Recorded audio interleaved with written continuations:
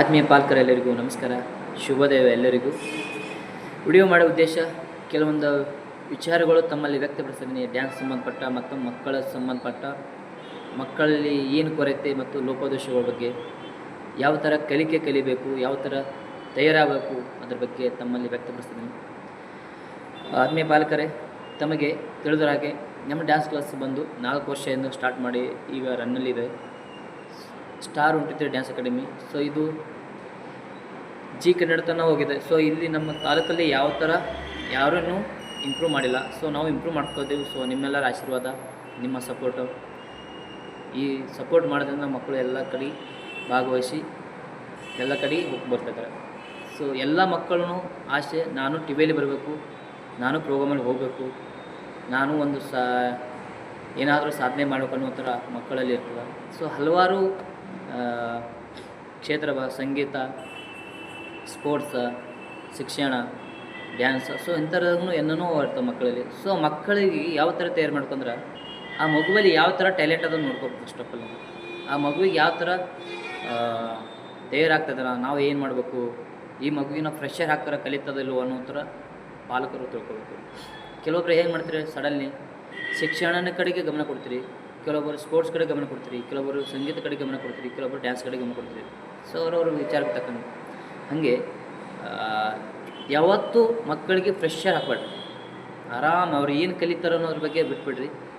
ಶಿಕ್ಷಣ ಜೊತೆಗೆ ಅಂದರೆ ಉಪ್ಪಿನಕಾಯಿ, ಊಟದ ಜೊತೆ ಉಪ್ಪಿನಕಾಯಿ ಇದ್ದಂಗೆ ಶಿಕ್ಷಣ ಎಷ್ಟು ಇಂಪಾರ್ಟೆಂಟು ಅದ್ರ ಜೊತೆ ಇದನ್ನು ಹಾಗೆ ಡ್ಯಾನ್ಸಲ್ಲಿ, ಸ್ಪೋರ್ಟ್ಸಲ್ಲಿ, ಸಂಗೀತ ಅಲ್ಲಿ ಹಾರ್ಮೋನಿ ಕಲಿಸ್ಬೇಕು ಮಕ್ಕಳಿಗೆ, ತಬಲ ಕಲಿಸ್ರಿ, ಎಲ್ಲ ಥರ ಕಲಿಸ್ರಿ ಮಕ್ಕಳಿಗೆ, ಕರಾಟೆ ಆಗಲಿ. ಸೊ ಅವ್ರವ್ರ ಸೇಫ್ಟಿ ತಕ್ಕ. ಯಾಕಂದರೆ ಶಿಕ್ಷಣ ಒಂದು ಮಗುಗೆ 10 ವರ್ಷ ತನಕ, ಅಂದರೆ ಶಿಕ್ಷಣದಲ್ಲಿ 10 ವರ್ಷ ತನಕ ಮಕ್ಕಳಿಗೆ 10ನೇ ಆಗೋವರೆಗೂ ಕಲಿಸ್ತೀರಿ. ಆ ಮಗು ಇಂಪ್ರೂವ್ ಆಗ್ತದೋ 10ನೇ ಆದ್ಮೇಲೆ ಫೇಲ್ ಆಗ್ತದೋ ಪಾಸ್ ಆಗ್ತದೋ ಗೊತ್ತಿಲ್ಲ, ಅಂದರೂ ಅವ್ರ ಮಕ್ಕಳಿಗೆ ಓದಿಸ್ತಾ ಇರ್ತೀರಿ. ಸೊ ಇದ್ರ ಬಗ್ಗೆ ಹೇಳಿದಾಗ ಯಾರಿಗೂ ಬೇಜಾರಾಗ್ಬೋದು. ಇದು ಯಾಕೆ ಹೇಳ್ತಿದ್ದೀನಿ ಅಂದ್ರೆ, ಮಕ್ಕಳಿಗೆ ಈ ಬೋನಾದಿ ಏನು ಕೊಡ್ತಿರಲ್ಲ, ಮಕ್ಕಳಿಗೆ ಯಾವ ಥರ ಬೇಸ್ಮೆಂಟ್ ಹಾಕಿ ಆ ಮಗು ಅದು ಬೆಳೀತಾ ಇರ್ತದೆ. ಹಾಗೆ ಎಷ್ಟೋ ಕಷ್ಟ ಅದ ಎಲ್ಲರಿಗೆ, ನಮಗೂ ಅದ, ನಿಮಗೂ ಅದ. ಅಂದ್ರೂ ಎಲ್ಲ ಮಗು ಏನಾದರೂ ಒಂದು ಸಾಧನೆ ಮಾಡಬೇಕು, ಮಗುಗೆ ಏನಾದರೂ ಮುಂದೆ ತರಬೇಕು ಅನ್ನೋದು ಎಲ್ಲ ತಾಯಿ ತಂದೆಗೆ ಆಸೆ ಇರ್ತದೆ. ಸೊ ಎಲ್ಲ ಈಗ ನಮ್ಮ ತಾಲೂಕದ ಎಲ್ಲ ಥರ ಫೆಸಿಲಿಟಿ ಅದ ಮಕ್ಕಳಿಗೆ, ಎಲ್ಲನೂ ಅದ. ಸೊ ಆ ಮಗುವಿಗೆ ಆದಷ್ಟು ಹಠ ಮಾಡ್ಕೋಬೇಡ್ರಿ. ಮಗುವಿಗೆ ಯಾವುದೂ ಸವಲತ್ತು ಮಾಡ್ಕೋಬೇಡ್ರಿ, ಕಷ್ಟನೂ ಸ್ವಲ್ಪ ಹಚ್ಕೊಡ್ರಿ. ಕಷ್ಟ ಅಂದರೆ ಏನು ತಿಳಿಬೇಕು. ನಾವು ಎಲ್ಲ ಥರ ತಯಾರು ಕೊಟ್ಟರೆ ಮಗು ಏನು ಮಾಡ್ತದೆ, ಅರ್ಧ ಕಲಿತದ, ಅರ್ಧ ತಿರ್ತದ, ಅರ್ಧ ಉಣ್ತದ, ಅರ್ಧ ಮೂರು ನೋಡ್ಕೋತ ಟೈಮ್. ಅದು ಬೆಳಗ್ಗೆ ಎಷ್ಟು ಗಂಟೆ ಇಳಿಸ್ತೀರಿ ಅಂದ್ರೆ ಮಕ್ಕಳಿಗೆ 9-10 ತನಕ ಮಲಗಿಸ್ತೀರಿ, 10 ಎಬ್ಬಿಸ್ತೀರಿ. ಸೊ ಅಷ್ಟು ಸೋಮವಾರತನ ಬೆಳೆಸ್ತಾರೆ ಮಕ್ಕಳು. ಯಾವ ಥರ ತಯಾರಾಗ್ತಾರೆ ಹೇಳ್ರಿ ನಾವು. ನೀವೆಲ್ಲ ಏನು ಮಾಡ್ಬೇಕು ಅಷ್ಟೇ, ಬೆಳಗ್ಗೆ ಮಾರ್ನಿಂಗ್ ಕ್ಲಾಸ್ನವ. ಸೊ ಮಕ್ಕಳಿಗೆ ಯೋಗ ಕಲಿಸ್ರಿ, ಎಕ್ಸಸೈಸ್ ಕೊಡಿಸ್ರಿ. ಮಕ್ಕಳಿಗೆ ದೈಹಿಕ ಅವರು ಸದೃಢ ಆಗ್ತಾರೆ. ಸೊ ಅದನ್ನು ನೀವು ಮಾಡ್ತಾಯಿಲ್ಲ ಎಲ್ಲರೂ. ನಮ್ಮ ಮಗು 8 ಗಂಟೆ ಹೇಳ್ತದೆ ರೀ, ನಮ್ಮ ಮಗು 10 ಗಂಟೆ ಹೇಳ್ತಾರೆ. ಸೊ ಅನ್ನೋ ಥರ ಆ ಥರ ಮಕ್ಕಳಿಗೆ ಸೋಮರ್ತನ ಬಿಟ್ರೆ ಮಗು ಏನು ಕಲಿಯಲ್ಲ, ಸುಮ್ಮನೆ ಬರ್ತದೆ, ಆರಾಮ್ ಎಂಜಾಯ್ ಮಾಡ್ತದೆ, ಹೋಗ್ತದೆ. ಸೊ ನಾವೇನು ಮಾಡಬೇಕು, ನಮ್ಮ ಆದಷ್ಟು ಡ್ಯಾನ್ಸಲ್ಲಿ ಮಾಡ್ತೀವಿ ಮಕ್ಕಳಿಗೆ ಯಾವ ಥರ ಇರ್ತಾರೆ. ಕೆಲವೊಂದು ಮಕ್ಕಳು ಯಾವಂದ್ರೆ ಸ್ಪೀಡ್ ಅದ್ರ, ಕೆಲವು ಮಕ್ಕಳು ವೀಕರ. ಆ ಸ್ಪೀಡ್ ಮಕ್ಕಳಿಗೆ ನಾವು ಮೂವ್ ಮಾಡ್ತಾ ಇರಬೇಕಾಗ್ತದೆ. ಸೊ ಕೆಲವು ಮಕ್ಕಳಿಗೆ ನಾವು ಸ್ಲೋಲಿ ಅವ್ರು ತಿದ್ದು ಒಂದು ಹಂತಕ್ಕೆ ತರ್ತಿರ್ತೀವಿ. ಸೊ ಆ ಟೈಮ್ನಲ್ಲಿ ಏನು ಮಾಡ್ತೀರಿ ಗೊತ್ತಾ, ಇಲ್ರಿ ಸರ ನಮ್ಮ ಮಗು ಭಾಳ ವೀಕ್ ಅದ ರೀ, ಕಲಿಯಲ್ಲ ಏನು, ಸುಮ್ಮನೆ ಬಿಡಿಸ್ಬಿಡ್ತೀವಿ ರೀ, 1 ಮಂತ್ 2 ಮಂತ್ ಅದ. ಅಲ್ಲಿ ನೀವೇನು ಮಾಡ್ತೀರಿ ಗೊತ್ತಾ, ನಮ್ಮ ಶ್ರಮವನ್ನು ಹಾಳು ಮಾಡ್ತೀರಿ, ಮಕ್ಕಳ ಶ್ರಮವನ್ನು ಹಾಳು ಮಾಡ್ತೀರಿ, ನಿಮ್ಮ ಶ್ರಮನೂ ಹಾಳು ಮಾಡ್ಕೊತೀರಿ. ಯಾಕಂದ್ರೆ ಒಯ್ಯತ್ತರೋದು ನೀವು ಮಾಡ್ತೀರಿ, ಆ ಮಗು ಬಂದು ಇಲ್ಲಿ ಎಲ್ಲ ಪ್ರಾಕ್ಟೀಸ್ ಕೂತಾ ಅದು ಹೈರಾಣ ಆಗಬೇಕು.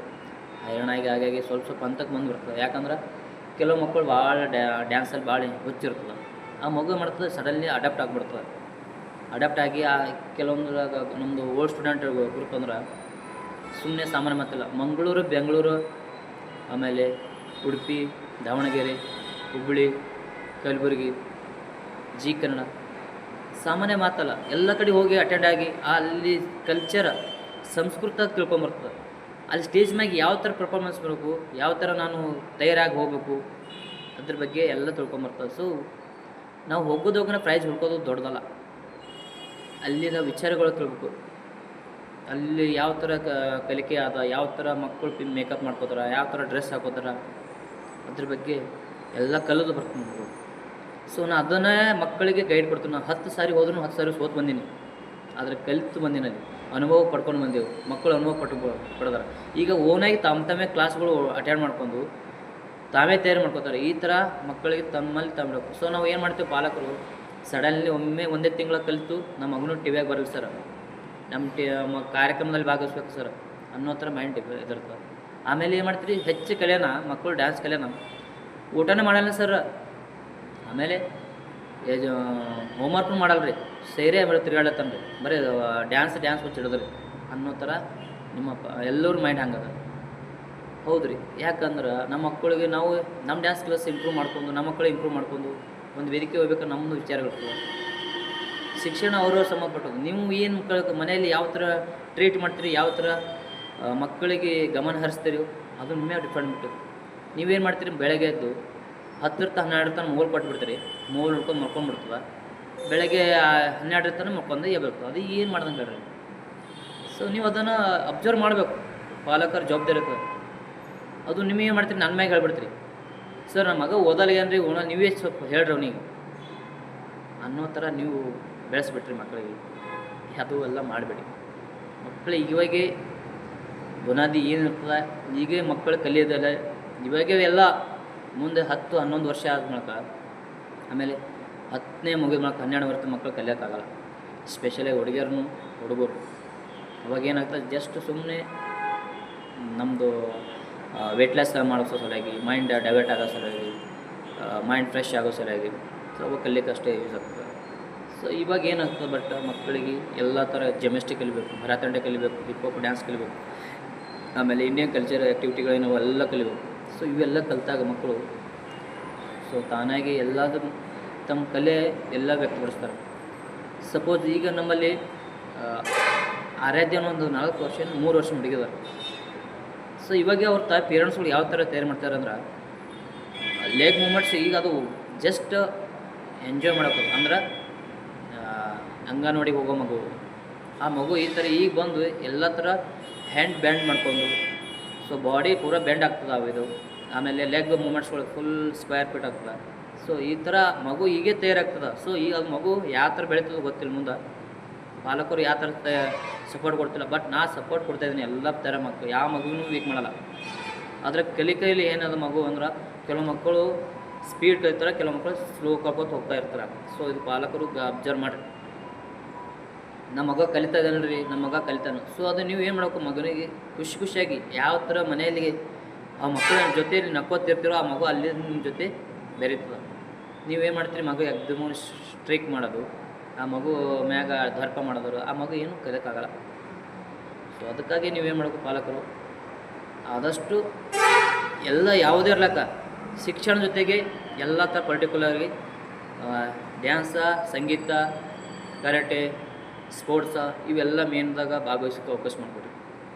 ಸೊ ಮಗು ಹೀಗೆ ಕಲಿತು ಹೋದರೆ ಮಗು ಇಂಪ್ರೂವ್ ಆಗ್ತದೆ. ಕೆಲವು ಬಡತನದಂಥ ಮಕ್ಕಳು ನಮ್ಮಲ್ಲಿ ಎಷ್ಟೋ ಬಡತನದ ಮಕ್ಕಳು ನಾನು ಸಪೋರ್ಟ್ ಮಾಡ್ತಿದ್ದೀನಿ, ಪೇರೆಂಟ್ಸ್ ಸಪೋರ್ಟ್ ಮಾಡ್ತಾರೆ. ಅವ್ರ ಸಪೋರ್ಟ್ ಅಂದರೆ ದುಡ್ಕೊಂಡು ಎಲ್ಲೆಲ್ಲೋ ದುಡ್ಡು ಬಂದು ವಿಚಾರ ಹೇಳ್ಬಾರ್ದು, ತಪ್ಪಾಗ್ತದೆ ಹೇಳಿದ್ರೆ.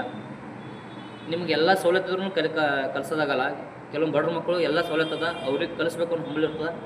ಅಂದರೂ ನಾವು ಸಪೋರ್ಟ್ ಮಾಡ್ತಿದ್ವಿ, ನಮ್ಮ ಕ್ಲಾಸ್ ಕಡೆದು ಏನು ಬೇಕಾದೆಲ್ಲ ಸಪೋರ್ಟ್ ಮಾಡ್ತೀವಿ. TV ಶೋಗಳಿಗೂ ಹೋಯ್ದೆವು, ಆಮೇಲೆ ದೊಡ್ಡ ಸ್ಟೇಟ್ ಲೆವೆಲ್ ಕಾಂಪಿಟೇಷನ್ಗೂ ಹೋಗಿದ್ದೆವು. ಸೊ ಇದಕ್ಕಿಂತ ದೊಡ್ಡ ವಿಷಯಗಳು ನಮ್ಮ ತಾಲೂಕದಲ್ಲಿ ಇಲ್ಲಿವರೆಗೂ 4 ವರ್ಷ ತನಕ ಬಂದು ಇಲ್ಲಿ ಡ್ಯಾನ್ಸ್ ಕ್ಲಾಸ್ ಸ್ಟಾರ್ಟ್ ಮಾಡೀನಿ. ಇಲ್ಲಿವರೆಗೂ ಒಂದು ದೊಡ್ಡ ಪರ್ಫಾರ್ಮೆನ್ಸ್ ಸ್ಟೇಜ್ ಸಿಕ್ಕಿಲ್ಲ ನಮ್ಮ ತಾಲೂಕದಲ್ಲಿ.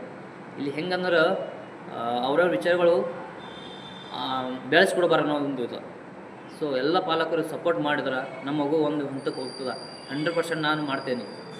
ಎಲ್ಲ ಪಾಲಕರು ಸಪೋರ್ಟ್ ಮಾಡಿ, ನಿಮ್ಮ ಮಗುನೂ ನಾನು ಒಯ್ತೀನಿ. ಈಗ 2 ಮಂತ್ ಬೇಸಿಗೆ ಹಾಕಿರಿ. ಕೆಲವು ಪಾಲಕರು ಅಂದ್ರೆ 1 ಮಂತ್ ಬರ್ತಾನೆ ನಮ್ಮ ಮಗ ರೀ, 2 ತಿಂಗಳು ಬರ್ತಾನೆ ಮಗ, ಮುಂದೆ ಬರಲ್ಲ ರೀ. ಅದು ಏನು ಮಾಡ್ತಿರೋ ನಿಮ್ಗೆ ಲಾಸ್. ಈ ವಿಷಯ ಯಾಕೆ ಆಗ್ತದೆ ಅಂದ್ರೆ, ಮಕ್ಕಳಿಗೆ ಸುಮ್ಮನೆ ಅದು ರುಚಿ ಹಚ್ಚೋದು ತೆಗೆಯೋದು ಮಾಡ್ಕೋಬೇಡ್ರಿ. ಕಲಿಸಿದ್ರೆ ಒಂದು ವೇದ ಕಲಿಸ್ಬೇಡ್ರಿ, ಆ ಮಗು ಉನ್ನತ ಮಟ್ಟಕ್ಕೆ ಹೋಗ್ಬಿಡ್ತದೆ. ನೀವು ಅದನ್ನು ಅಬ್ಸರ್ವ್ ಮಾಡ್ಬೇಕು ಪಾಲಕರು. ಅದು ಅಬ್ಸರ್ವ್ ಮಾಡಿದ್ರೆ ಅದು ಮಗು ಬೆಳೀತದೆ. ನಾವು ಹೆಂಗೆ ಅಬ್ಸರ್ವ್ ಮಾಡ್ತೀವೋ ನೀವು ಆ ಥರ ಅಬ್ಸರ್ವ್ ಮಾಡಿರಿ. ಯಾಕಂದರೆ ನಿಮ್ಮದು ಬಿಸ್ನೆಸ್ಸ, ನಿಮ್ಮದು ಗೌರ್ಮೆಂಟ್ ಜಾಬ, ಹಿಂಗೆಲ್ಲ ದುಡುಕಿದಾಗ ಬೇಜಿಯಾಗಿರ್ತೀರಿ. ಸೊ ಆದಷ್ಟು ಮಕ್ಕಳ ಜೊತೆ ಟೈಮ್ ಪಾಸ್ ಮಾಡಿರಿ. ಆ ಮಕ್ಕಳಿಗೆ ಎಷ್ಟು ನೀವು ತಂದೆ ಪ್ರೀತಿ ತಾಯಿ ಪ್ರೀತಿ ಕೊಡ್ತಿರೋ ಆ ಮಗು ಒಂದು ಉನ್ನತ ಮಟ್ಟಿಗೆ ಹೋಗ್ತದೆ. ನಿಮ್ಮ ವರ್ಕ್ನಾಗ ನೀವು ಬ್ಯುಸಿ ಆಗಿದ್ರೆ ಮಗು ಬೆಳಕಾಗಲ್ಲ. ಸೊ ಎಲ್ಲೋ ಬಿಟ್ಟು ಹೋಗ್ತೀರಿ, ಎಲ್ಲೋ ಮಾಡ್ತೀರಿ ಅನ್ನೋ ಥರ ಮಗು ಏನಿರ್ತದೆ, ಸುಮ್ಮನೆ ಪಪ್ಪ ಇನ್ನೊಂದು 20 ರೂಪಾಯಿ ಹಾಕು, ಪಪ್ಪ ಒಂದು 50 ರೂಪಾಯಿ ಹಾಕು, ಪಪ್ಪ ನಂಗೆ ಇದು ಕೊಡಿಸು, ಮಮ್ಮಿ ಇದು ಕೊಡಿಸು. ಸೊ ಈ ಥರ ಆಗ್ಬಿಡ್ತವೆ ಮಕ್ಕಳಿಗೆ. ತಾಯಿ ತಂದೆ ಪ್ರೀತಿ ಕೊಡಿಸಿ, ಜೊತೆಗೆ ನಮ್ಮ ಡ್ಯಾನ್ಸ್ ಕ್ಲಾಸಲ್ಲಿ ಎಲ್ಲ ಥರ ಅದ. ತಾಯಿ ಪ್ರೀತಿ, ತಂದೆ ಪ್ರೀತಿ, ಅಣ್ಣ ತಮ್ಮ ಪ್ರೀತಿ, ಬಂಧು ಬಳಗ ಎಲ್ಲ ಥರ ಒಂದು ಫ್ಯಾಮಿಲಿ ಥರ ಇದ್ದೀವಿ ಇಲ್ಲಿ. ಯಾವ ಮಕ್ಕಳು ಯಾವ ಥರ ಮೈಂಡ್ ಡೈವರ್ಟ್ ಇಲ್ಲ.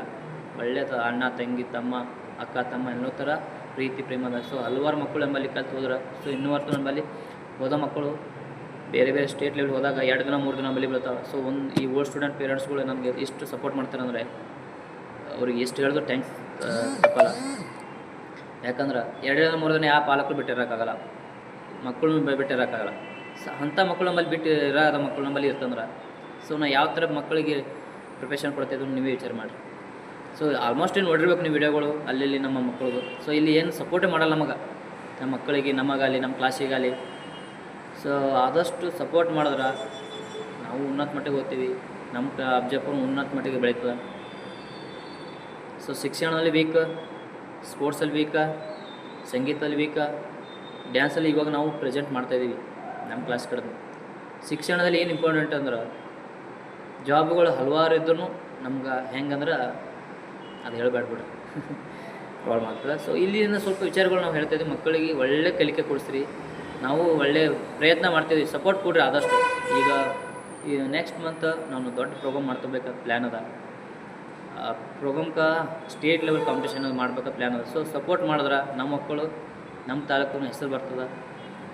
ಆಮೇಲೆ ಈಗ ಮತ್ತು ನೆಕ್ಸ್ಟ್ ಪ್ರೋಗ್ರಾಮ್ಗಳು ಹೋಗ್ತೀವಿ, TV ಚಾನಲ್ಗಳು ಹೋಗ್ತೀವಿ. ಸೊ ಅದಕ್ಕೂ ತಯಾರು ಮಾಡ್ತಾಯಿದ್ದೀನಿ. ಆಮೇಲೆ ಈಗ ಡ್ರೆಸ್ ಕೋಡ್ ಮಾಡ್ತಾಯಿದ್ದೀನಿ. ಡ್ರೆಸ್ ಕೋಡ್ ಕಂಪಲ್ಸರಿ ಹೋದ ಇಯರ್ ಮಾಡೀನಿ. ಸೊ ಈ ಇಯರ್ಗೂ ಮಾಡ್ತಾಯಿದ್ದೀನಿ. ಸೊ ಮಕ್ಕಳಿಗೆ ಕಂಪಲ್ಸರಿ ನಾವು ಡ್ಯಾನ್ಸ್ ಪ್ರಕಾರ ಬೆಳೆಸ್ರಿ. ಸೊ ನಿಮ್ಮ ವಿಚಾರಗಳು ಇಲ್ಲದೆ ನೆಕ್ಸ್ಟ್ ಮಂತ್ ಬರಲ್ಲ ನಮ್ಮ ಮಗ ನಮ್ಮ ಮಗಳು. ಸೊ ಬಟ್ಟೆ ಯಾಕೆ ಮಾಡ್ತಾಯಿದ್ದೀನಿ ಅಂದ್ರೆ ಈಗ ನೆಕ್ಸ್ಟ್ ಪ್ರೋಗ್ರಾಮ್ಗೆ ನಾವು ಮೂಮೆಂಟ್ಸ್ಗಳು ಮಾಡ್ತೀವಿ. ಸೊ ಅದರಲ್ಲಿ ಎಲ್ಲ ಮಕ್ಕಳು ಪರ್ಟಿಕ್ಯುಲರ್ ಫೋಟೋ ಹಾಕಬೇಕು. ಫೋಟೋ ಮತ್ತು ಸರ್ಟಿಫಿಕೇಟ ಈ ಥರ ಎಲ್ಲ ಮಾಡಿದಾಗ ಅಲ್ಲಿ ಎಲ್ಲ ಫೋಟೋ ಹಾಕಬೇಕಾಗ್ತದೆ. ಸೊ ಹಾಗಾಗಿ ಈ ಡ್ರೆಸ್ ಕೋಡ್ ಮಾಡಿದ್ರೆ ಒಂದು ಅಲ್ಟಿಮೇಟ್ ಬೆಸ್ಟ್ ಅನಿಸ್ತದೆ.